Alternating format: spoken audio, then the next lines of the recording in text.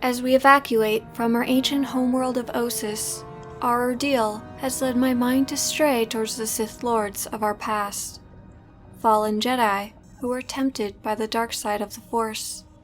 Iziz was not the only planet that was scarred by a Dark Lord's lust for power.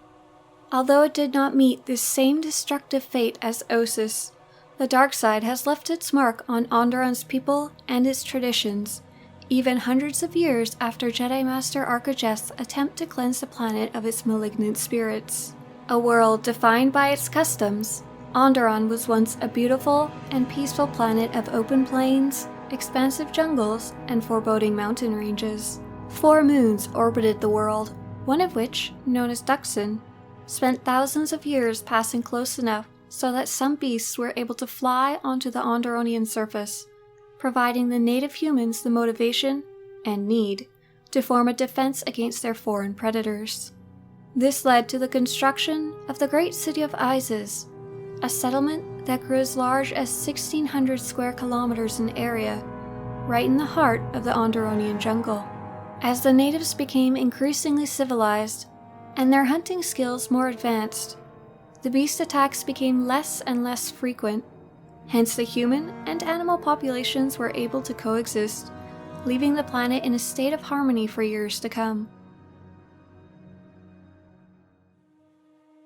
The dark side of the Force was not as greatly understood by the Jedi of that time, and many knights would embrace the dark to a greater extent than is wise, one of which being the powerful Freedon Nadd. His path to evil began when he was just a Jedi Padawan, killing his master and following the Force to the teachings of Naga Sadow on Yavin 4. Eventually his lust for power became too great and he killed his teacher, leaving the planet on a quest to take the galaxy for himself. 400 years before the Mandalorian Wars, Onderon's peace was disrupted forever. By using the holocron of Adas to dispose the planet's existing monarchs, Freedon Nadd was able to crown himself as king. A brutish and savage race of beast riders were bred from the tyranny of Freedon Nadd, as his followers instilled havoc on Onderon and Iziz, sending the innocent opposers of Nadd into the harsh jungles to their deaths.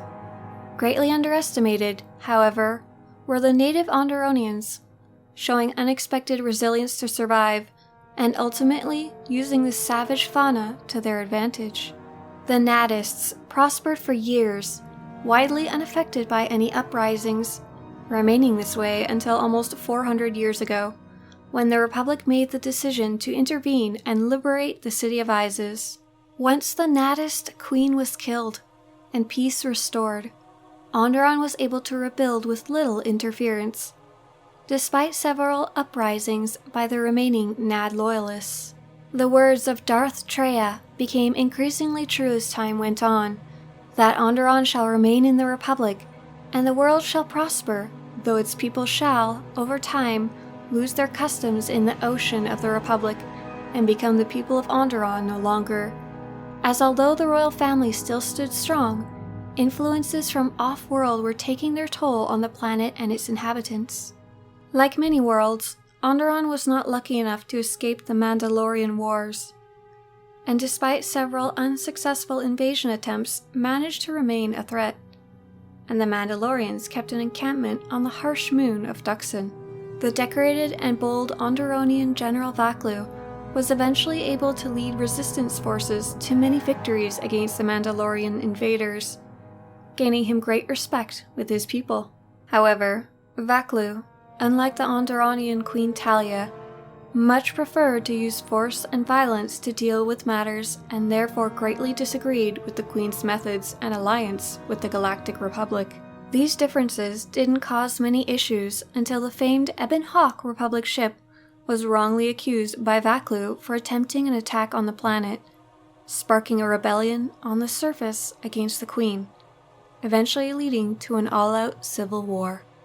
The great and feared Darth Nihilus became a powerful ally of the rebellion on Onderon, as the resourceful Vaklu struck a deal with the Sith, allowing them to visit the tomb of Freedon Nadd on Dxun, while he gained troops and means for victory in what was a closely contended civil war. If it weren't for the rebellious and heroic actions of the Jedi exile Mitra Surik, Vaklu and the Sith armies could have overthrown the Queen. Queen Talia's forces proved victorious, returning Onderon to its somewhat peaceful ways. The repairs from the Civil War were completed quickly with funding from the Republic. However, the scars from the events ran deep in Onderonian hearts and minds. To this day, Onderon has remained largely unharmed by their enemies. However, the galaxy is once again at war. At this time of uncertainty, will Onderon remain loyal to the Republic? Perhaps the royal family would rather cut all ties and remain neutral. The merits of siding with a strong empire may even result in disagreements in the ranks. As I close this holocron and place it amongst the others of its kind researched by Jedi historian Iziz, I can only hope that we have learned much from the historic strife on Onderon, and that its peace can be maintained. Onderon plays a crucial role in growth of desolate and destroyed worlds much like Iziz, and its rich plant and animal life may one day catch the eye of the Empire. If the Empire is able to sway the royal house and the descendants of the Beast Riders, the Republic may have already lost its foothold on the troubled planet of Onderon.